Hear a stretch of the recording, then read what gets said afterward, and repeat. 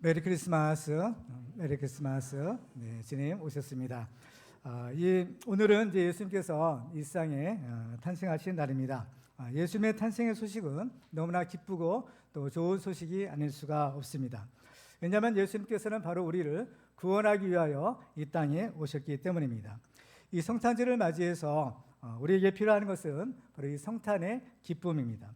지금 우리 형편을 보면 기뻐하기보다는 근심과 걱정이 많은 것이 우리의 현실입니다. 국제적으로는 곳곳에서 전쟁의 소식이 계속되고 있고, 또 국내적으로는 12.3 비상계엄과 대통령 탄핵으로 혼란이 계속되고 있습니다. 심히 우려스러운 것은 이러한 틈을 타서 또 북한과 공산주의 세력이 우리 대한민국을 전복시키려고 온갖 공작을 벌이고 있다라는 것입니다. 이러한 상황에서 가끔 기쁜 소식이 들리기도 하지만 세상이 주는 기쁨은 상대적이고 일시적인 것들입니다. 예를 들면 우리나라 축구 선수들이 정말 잘해서 예를 들면 올림픽에서 또는 월드컵 경기에서 우승을 했다라고 한번 생각을 해보세요. 얼마나 참 기뻐할 일입니까?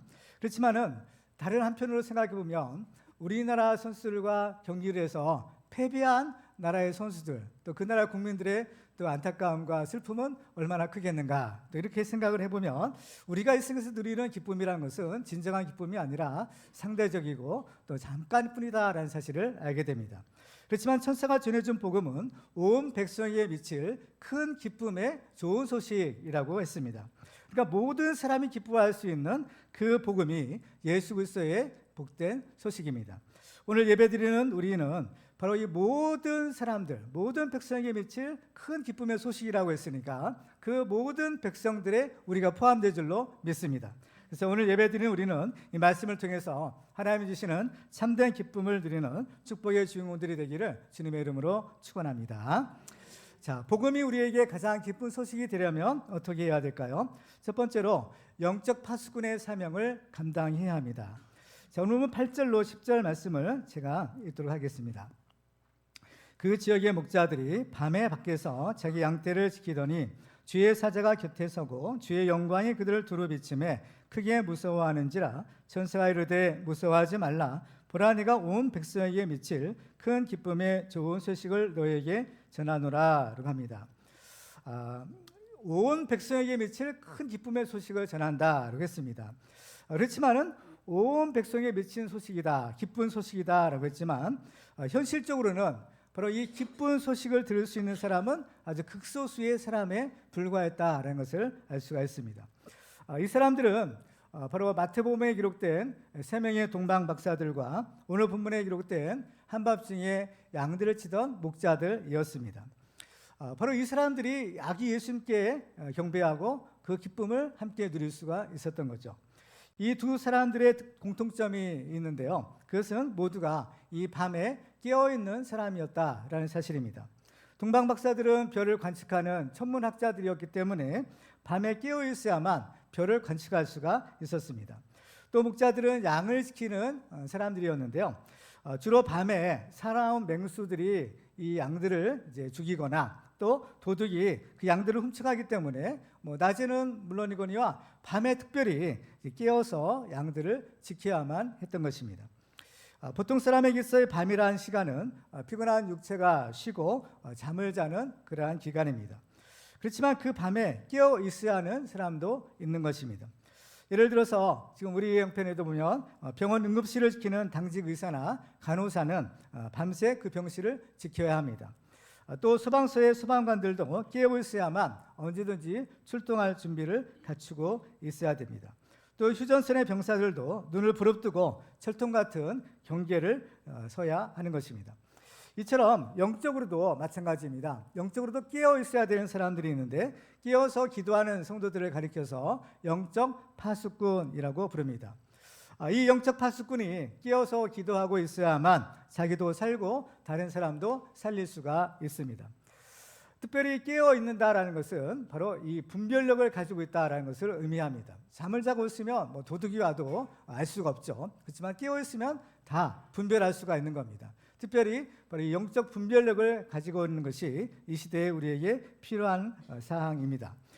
옳고 그른지 무엇이 옳은지 그른지를 우리가 분별할 수 있어야 되만 우리에게 오신 예수님이 누구신지를 분명히 알고 또 그 예수님을 믿음으로 영접할 수 있는 것입니다. 오늘 본문의 바로 앞부분에 보면 이 요셉과 마리아가 이제 본래는 나사렛이라는 동네에 살았는데 바로 호적을 하러 베들레헴으로 방문을 하게 됩니다. 그런데 이제 해산할 이제 기한이 차서 그만 그 베들레헴에서 이제 아기 예수님을 낳게 된 것이에요. 그런데 그 예수님이 탄생하신 곳이 어디냐면 바로 짐승들이 사는 우리였다라는 것을 기록합니다. 앞부분 7절 말씀을 보시면 첫 아들을 낳아 강보로 싸서 구유에 뉘었으니 이는 여관에 있을 것이 없음이더라. 물론 그 당시에는 이 가이사 아구스트가 호적하라라는 명령을 내렸기 때문에 각기 자기의 고향으로 돌아가서 이제 호적을 해야만 했습니다. 따라서 베들레헴에도 평소에는 한산하던 지역이 바로 많은 사람들이 이제 몰렸던 그러한 시기였습니다. 그러다 보니까 자연히 여관에는 이게 방이 없었고 또 혹시 민박을 하는 집이 있었는지 모르지만 그런 데서도 이제 방을 찾을 수가 없었던 겁니다. 결국에 예수님은 바로 사람이 사는 집이 아니라 짐승이 사는 그 우리 그곳에 태어나셔야만 했던 것입니다. 안타깝게도 베들레헴 사람들은 곧 아기를 낳아야 되는 이런 딱한 형편에 있는 이 마리아와 요셉을 받아줄 사람들이 아무도 없었던 것입니다. 어쩌면 이런 것이 베들레헴 사람들의 상태가 어땠는가라는 것을 우리에게 알려주는데요. 아마도 어려운 사람에게 사랑과 긍휼을 베풀기보다는 현실적인 돈벌이에 너무 급한 것이 아니었는가, 좀 이기적인 것이 아니었는가 이런 생각을 해보게 됩니다. 만약에 이 베들레헴 사람들이 좀 마음을 넓혀서 좀 자기가 조금 손해를 보는 한이 있어도 그들의 방을 이 산모에게, 그렇죠? 마리아에게 내어줬더라면 어땠을까? 그 마리아에게 그 방을 내준다는 것은 그 마리아를 영접하는 것이고 그것은 곧 그 마리아가 임신한 그 아기 예수님을 영접하는 것이 되는 겁니다. 그렇다면 그 예수님을 믿음으로 영접하고 그 예수님께서 주시는 그 놀라운 축복을 받았을 것인데 안타깝게도 그들은 매몰차게 그 산모인 그 마리아를 거절하고 또 결과적으로 아기 예수님도 거절하는 그러한 결과를 가졌던 것입니다. 이러한 베들레헴 사람들의 탐심은 나중에 굉장히 큰 심판을 받게 됩니다. 이제 그 왕이 나셨다라는 동방 박사들의 그 말을 들은 헤롯이 이제 겁이 나죠. 그래서 이 베들레헴 지역에서 태어난 2살 이하의 남자 아기들을 다 몰살시키는 그런 만행을 저지르는데 그때 바로 이 피해자들이 누구냐? 베들레헴 사람들이었더라라는 것입니다. 야고보서 2장에 보면 긍휼을 행하지 아니하는 자에게는 긍휼 없는 심판이 있으리라라고 하십니다. 정말 우리가 이 영적으로 깨어 있지 않으면 우리의 이기심, 또 욕심, 탐심, 또 우리의 근심, 걱정들이 우리의 영적인 눈을 가려서 정작 보아야 할 것을 보지 못하게 방해를 하는 것을 보게 됩니다.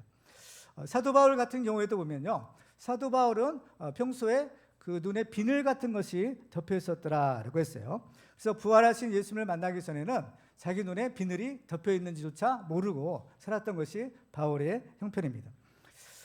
비늘 같은 것이 덮여 있었다는 것은 뭐냐? 바로 세상을, 또 사물을 올바로 볼 수 없었다는 겁니다. 비늘이 덮여 있으니까 그 비늘의 모양대로, 그 비늘의 색깔대로 세상을 볼 수밖에 없었던 것이죠. 지금 세상 사람들을 보면 그들의 눈에는 어떤 이 편견의 비늘들이 있고 어떤 이념이나 또 사상의 비늘들이 가득 덮여 있어서 제대로 사물을 볼 수가 없는 것이 바로 이 세상 사람들의 모습이 아닌가라는 생각을 하게 됩니다. 이렇게 올바른 분별력이 없게 되면 그 결과는 굉장히 심각한 결과를 초래할 수가 있어요. 옛날에 그 예수님의 재판을 맡았던 빌라도가 백성들에게 이런 얘기를 합니다. 너희는 내가 누구를 너에게 놓아주기를 원하느냐? 바라바냐? 아니면 그리스도라는 예수냐? 라고 묻습니다. 그때 이상하게도 백성들은 바라바는 놓아주고 예수를 십자가에 못 박으라 라고 외칩니다. 빌라도가 볼 때는 이건 상식에 맞지 않는 일이죠. 이 바라바라는 사람은 아주 흉악범이고 살인자였다라는 겁니다. 이에 반해서 예수님은 죄가 없으신 분이에요. 당연히 상식적으로라면 예수님을 풀어주고 바라바는 사형에 처해야 되는 것이 마땅한 일입니다. 그런데 이상하게도 그 시대의 사람들은요, 뭐가 홀렸고 뭐에 씌었는지 오히려 그 예수를 십자가에 못 박고 바라바를 놓아주라라는 그러한 터무니없는 요구를 했던 것입니다.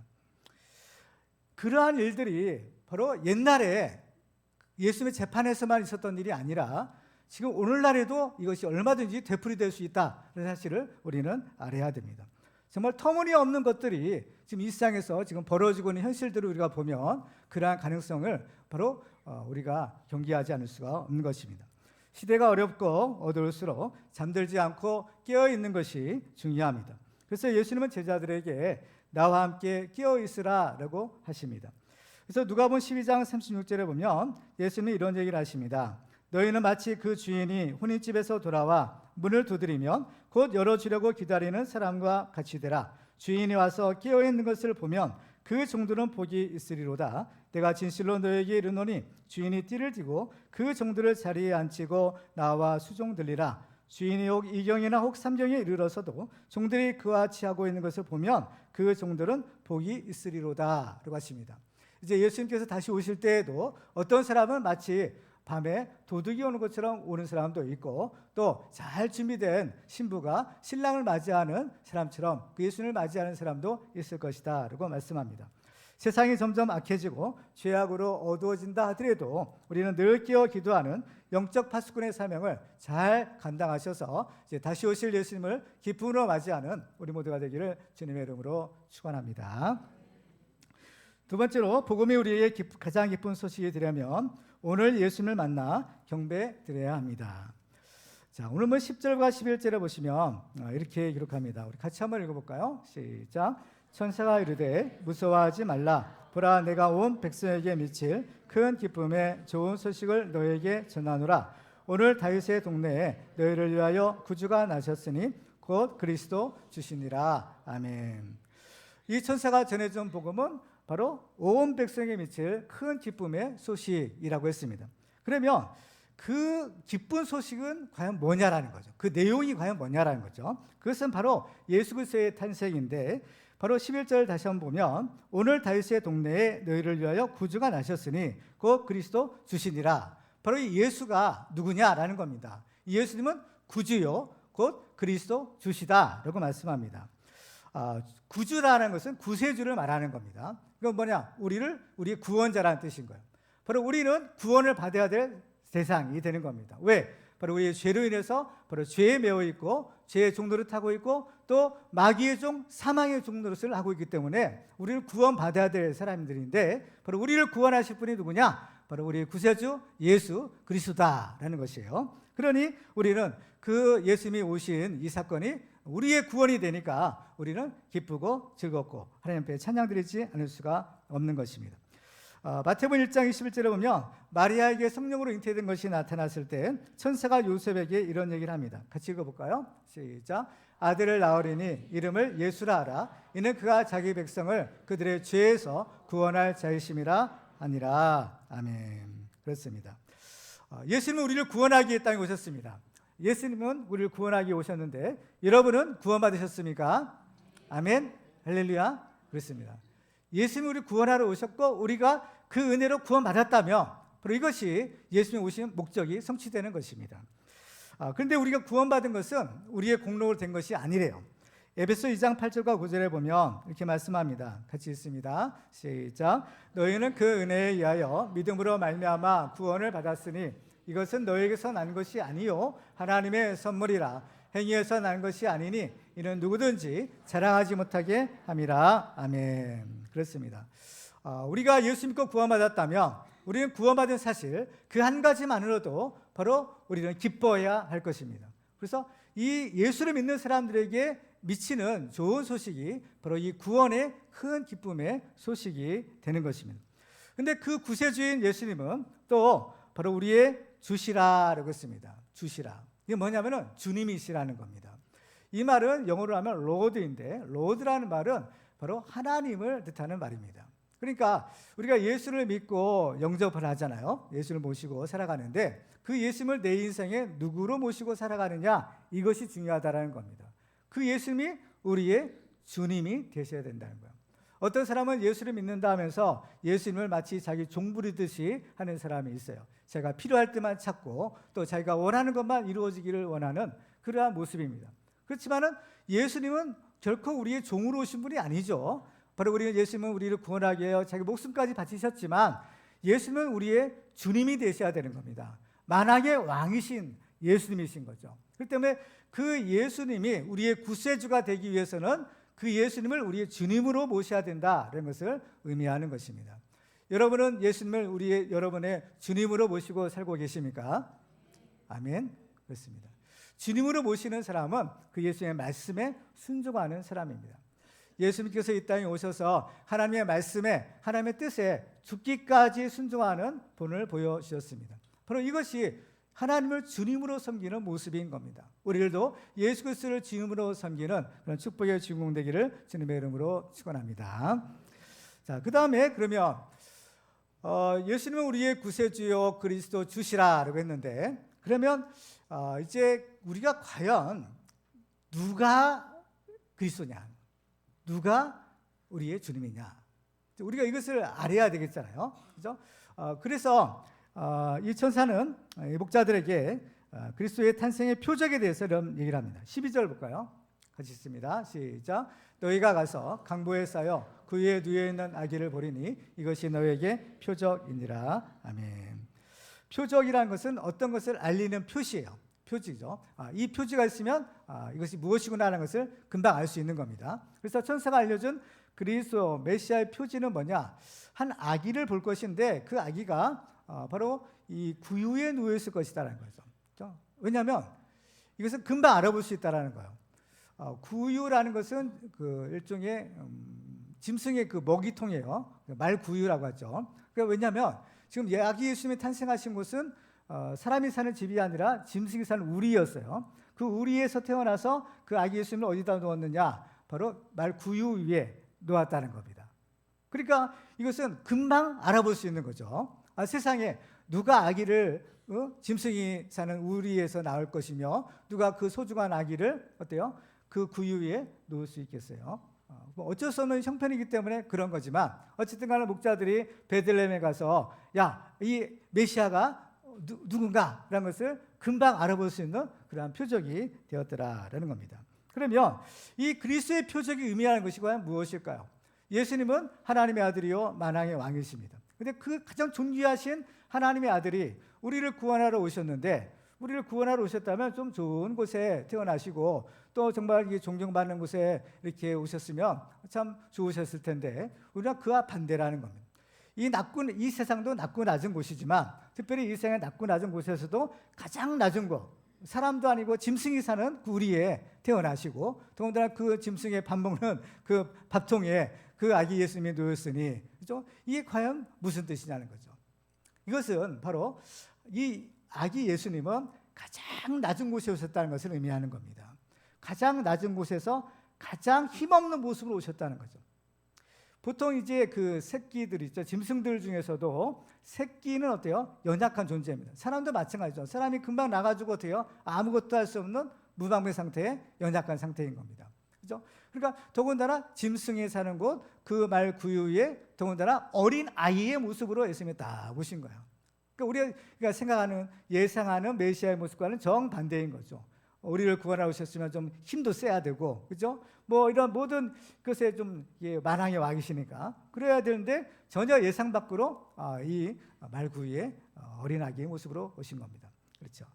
그래서 예수님께서 이렇게 낮은 곳에 오신 까닭은 뭐냐? 바로 우리를 섬기려 하고 우리를 다 구원하기 위한 것입니다. 마태복음 20장 28절을 같이 읽어볼까요? 시작. 인자가 온 것은 섬김을 받으려 함이 아니라 도리어 섬기려 하고 자기 목숨을 많은 사람의 대속물로 주려 함이라. 아멘. 섬기려는 거.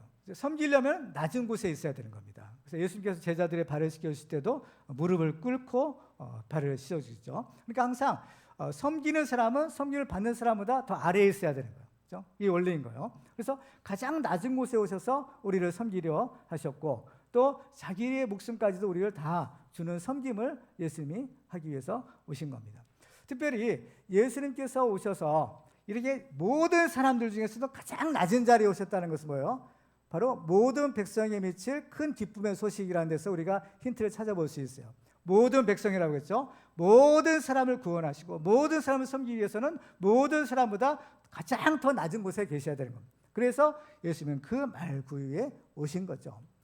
특별히 이제 아기 예수님을 경배했던 두 종류의 사람들이 있잖아요. 하나는 동방 박사들이고 또 하나는 밖에서 양을 치던 목자들인 겁니다.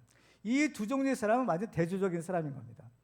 동방 박사들이라고 하지만 이 박사들은 어때요? 일종의 왕들이었다라는 얘기가 있어요. 또 왕이 아니더라도 박사들인 겁니다. 그럼 어때요? 상당히 신분이 높고 존귀한 사람들이죠. 근데 이렇게 존귀한 사람들만 예수님이 구원하신 것이 아니라 바로 가장 천하디 천한 이 목자들, 그렇죠? 별로 그 당시에 뭐 사람 취급부터 하지 않았다고 하는데 그러한 사람들까지도 예수님은 다 구원하기 위하여 이 가장 낮은 곳에 오셨다라는 사실을 알 수가 있는 것입니다. 이렇게 예수님은 가장 낮은 곳에 오셔서 우리를 섬기셨지만 하나님은 이 예수님을 어때요?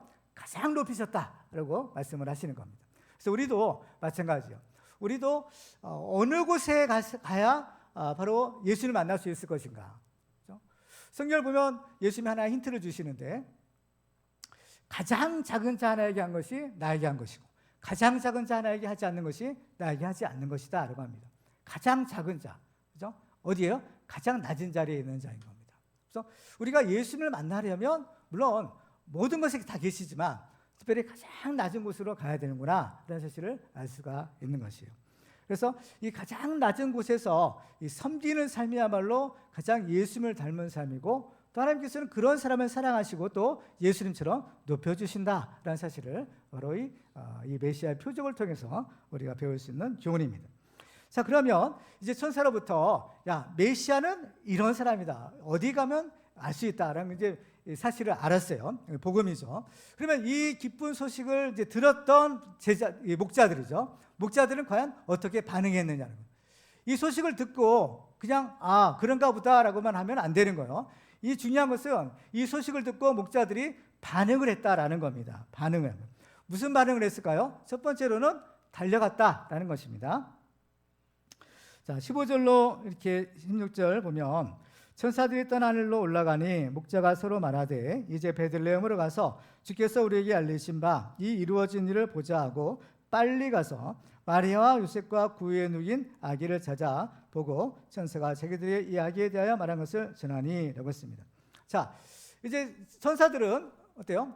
이 소식을 전하고 금방 사라졌어요. 사라지고 없는데 이제 목자들은 어떻게 했을까요? 빨리 갔다는 겁니다. 빨리 갔더라. 이제 달려갔다라는 거예요. 그래서 왜냐? 예수님은 이 태어나신 그곳에 오래 머무를 수 없었기 때문인 거예요. 지체했다가는 예수님을 만날 수 없었던 겁니다. 우리가 이제 잘 아는 것처럼 이제 아기 예수님의 목숨을 노리는 자들이 이제 많이 생기는 겁니다. 그래서 이제 예수님은 이제 애굽으로 이제 피난을 가셔야 돼요. 그렇기 때문에 조금 있으면 예수님은 그 자리에 안 계시는 거예요. 그렇기 때문에 목자들은 빨리 달려가서 예수님 가시기 전에 그 예수님을 만나는 것이 중요했더라는 겁니다. 이와 같이 우리들도 그 예수님을 만나는 이때 이 시간이 사실은 중요하다는 것을 우리가 알 수 있는 겁니다. 이 기회는 아무 때나 주어지는 것이 아니라는 것.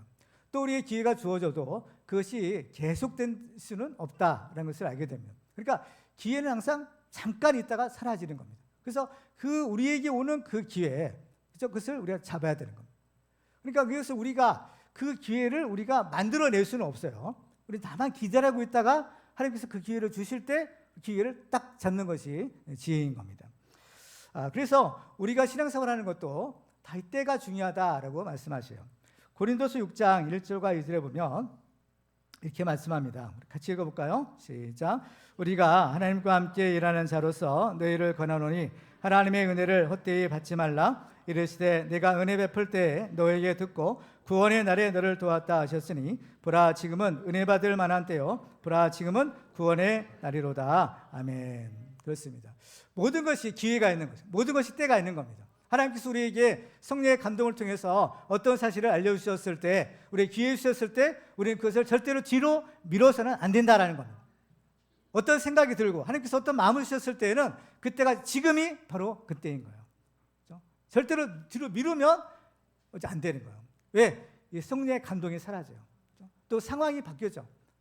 그렇기 때문에 은혜가 또 사라질 수 있는 거예요. 그렇기 때문에 하나님께서 우리에게 어떤 은혜를 주실 때는요, 그 은혜를 우리가 꼭 붙잡아야 되는 겁니다. 그렇죠?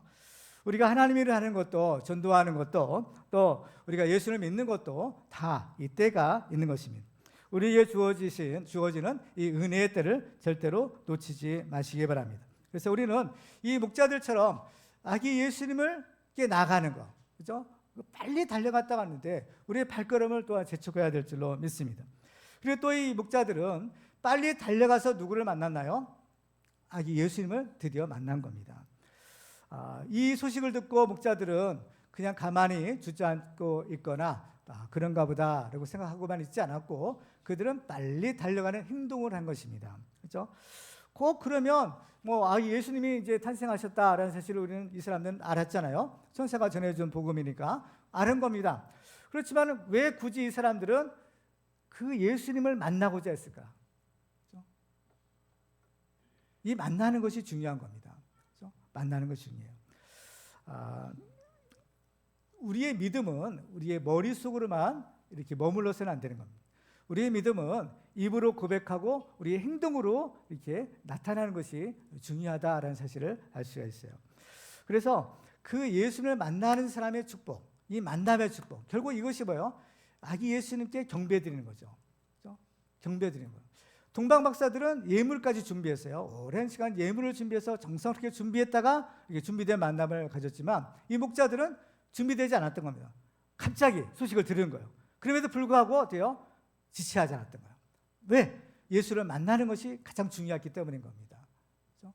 만나야 되는 겁니다. 우리도 이 신앙생활 할 때 예수님을 인격적으로 만나셔야 되는 겁니다. 만난 사람과 만나지 않은 사람은 어때요? 천지 차이인 거예요. 동방박사들로부터 아기 예수님이 탄생하신다, 메시아가 탄생한다는 소식을 예루살렘 사람들이 다 알았습니다. 그렇지만 그 사람들 중에 그 누구도 그 베들레헴에 가서 아기 예수님을 만나서 경배드리는 사람은 아무도 없었던 거예요. 오직 동방박사들, 또 이 목자들만이 아기 예수님을 만나서 아기 예수님께 경배드리는 그 축복을 받을 수 있었던 것입니다. 그렇습니다. 우리는 정말 해야 될 일들 많습니다. 중요한 일도 많이 있죠. 그렇지만 우리는 절대로 우선순위를 우리가 잘 정하고 살아야 됩니다. 신앙생활을 잘하는 비결은 우선순위를 잘 정하는 거예요. 바로 예수님 만나는 거, 바로 하나님 만나는 거, 그리고 예배 드리는 겁니다. 예배에 가장 우선순위를 두는 거예요. 그렇죠? 우리가 어떤 급한 일이 있어도 예배만큼은 양보해서는 안 되는 겁니다. 우리가 이제 우리 이번에 고3 수험생들을 위해서 오랫동안 기도했는데, 정말 그 기도 제목 중에 저는 하나가 뭐냐, 이 학생들이 주일 성수 놓치지 않고 잘하게 해주십시오. 신앙을 포기하지 않게 해주십시오. 그렇죠? 얼마나 이 공부 중요한 일이에요. 그렇지만은 신앙을 포기하지 않도록 도와주세요. 하나님께서 그 증거를 좀 보여주세요. 그렇죠? 이런 학생들이 있어요. 그렇죠? 하나님께서 분명히 그 인생을 책임져 주실 줄 믿습니다. 우리 인생을 하나님께 걸어보세요. 그렇죠? 하나님이 책임져 주십니다. 반드시 하나님께서 복 주시는 것입니다. 그래서 바로 여러분들도 만약에 예수를 만나지 못하셨다면 바로 지금 이 순간이 예수를 만나는 그 축복의 시간인 것을 믿으시기 바랍니다. 그래서 이 시간 예수님을 여러분의 구세주요 또 주님으로 영접하시기를 주님의 이름으로 축원합니다. 마지막으로 복음이 우리에게 가장 기쁜 소식이 되려면 구원의 기쁜 소식을 또한 널리 전해야 합니다. 자, 이제 그 목자들이 아기 예수님을 만나서 한 일이 있어요. 자, 17절 볼까요? 같이 읽습니다. 시작. 보고 천사가 자기들에게 이 아기에 대하여 말한 것을 전하니. 이 목자들은 이제 왜 왔는가, 왜 굳이 예수님을 만나서 왔는가, 달려왔는가를 알 수 있어요. 그것은 바로 물론 만나야만 경배할 수 있겠죠. 그리고 또 한 가지 목적은 바로 천사들이 자기들에게 전해준 사명이었기 때문입니다. 복음을 들은 거예요. 복음을 들은 사람은 그 복음을 자기만 간직하고 있는 것이 아니라 그 복음을 또 다른 사람에게 전해야 되는 사명이 있는 겁니다. 천사가 알려준 그 기쁜 소식, 그 복음을 듣고 이 목자들은 가만히 있을 수가 없었던 거예요. 왜? 이것이야말로 가장 기쁜 소식이죠. 그렇죠? 우리를 구원하시는 구세주가 오신다. 이거보다 더 기쁜 소식이 어디 있어요? 지옥 갈 사람이 바로 구원받고 천국에 갈 수 있다. 이것이 가장 기쁜 소식인 겁니다. 이 소식을 들었던 목자들은 가만히 있을 수가 없던 거예요. 그래서 빨리 달려가서 그 예수를 만나고 그 예수, 자기가 천사를 만난 그 얘기를 다른 사람들에게 전해줘야만 했던 겁니다. 이것이 그들의 사명이었던 것이에요. 그렇죠? 그래서 이 소식을 전합니다. 그런데 이 소식을 들은 사람들의 반응이 달라요. 자, 18절과 19절 볼까요? 같이 읽습니다. 시작. 듣는 자가 다 목자들이 그들에게 말한 것들을 놀랍게 여기되 마리아는 이 모든 말을 마음에 새기어 생각하니라. 두 종류의 사람입니다. 한 종류의 사람은 그냥 듣고 놀랍게 여길 뿐이에요. 놀라운 반응이죠. 정말 신기한 일이 있었구나. 이것으로 끝이에요. 그렇지만 마리아는 달랐던 겁니다. 이 모든 말을 어디에 새겨요? 마음에 새겼더라. 마리아에게는 이것이 굉장히 특별한 일이 될 수 있었던 거예요. 왜냐? 마리아는 어때요? 이 말씀을 어때요? 말씀이 육신에 오신 예수님을 잉태했다가 이제 출산까지 한 바로 사랑 장본인인 겁니다. 바로 대저 하나님의 모든 말씀은 능하지 못하심이 없다라는 천사의 말씀을 듣고 어떻게 해요? 믿음이 생겨서 성령으로 잉태되어 아기 예수님을 드디어 이제 탄생하게 하는 그 육신의 모친이 되는 그러한 주인공이죠. 그렇지만은 이 마리아가 그 말씀을 받았을 때 마리아가 치러야 될 대가는 너무나 엄청났던 겁니다. 그 귀한 하나님의 아들을 잉태했어요. 너무나 큰 축복이 아닐 수가 없는 거죠. 그렇지만 현실은 너무나 어려운 거예요. 그런데 이 마리아를 위로해 줄 수 있는 또 다른 천사의 메시지가 들려온 겁니다. 바로 이 목자들로부터, 생각지 않던 목자들로부터 천사들이 전해준 그 메시지를 들을 수 있었던 거예요. 그래서 이 소식을 들었을 때 이 마리아는 어때요? 내가 공연한 짓을 한 것이 아니었구나.